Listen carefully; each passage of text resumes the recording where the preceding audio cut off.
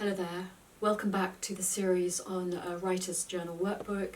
I'm the author Lucy Van Smit, and this week I want to talk to you about just the best tip I never took, and this is writing your first draft in one go. And it means even if you're writing a sentence, you write it in one go. If you're writing a scene, write it in one go. The reason for this is if you're using two different sides of your brain. So when you come into the sort of creative writing side, if you just go and your intention is to write, it is like the universe again steps in with you and it has your back and the momentum goes. And you're not going to criticize yourself, you're not going to tell yourself off, you could do better, you're going to ignore all that. Or just say, yeah, I could do better, but right now, this is all I can do. And you're just going to write as well as you can in that moment. What happens when you stop to edit, which was one of my worst faults, and it's something I tended to do more and more as I wrote. My first novel I just wrote boom like that. It's just super exciting and I had to put a timer on to collect my son.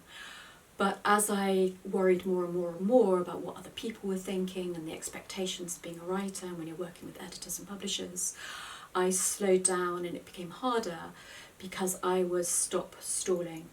And the trick is for your first draft is to soar above it. So to go into eagle mode and look down about the scene that you're writing or the sentence or the first idea for your book, and you kind of soar over it to fly. If you come down as a little mouse and you're just editing, it feels like you're working, but actually what's happening is you're in freeze mode. You feel safe because it's very small, but actually you're not going to get very far. And there's something called like Zeno's paradox, where you go over and over and over polishing something and you never get to the end. And the irony is with most of your writing you'll actually throw that out. It won't actually probably be in your book in the end.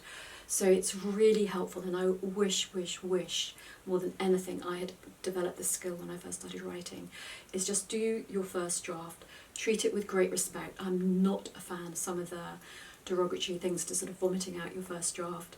Let it flow, treat your writing with sort of honour and respect, but childlike and playfulness.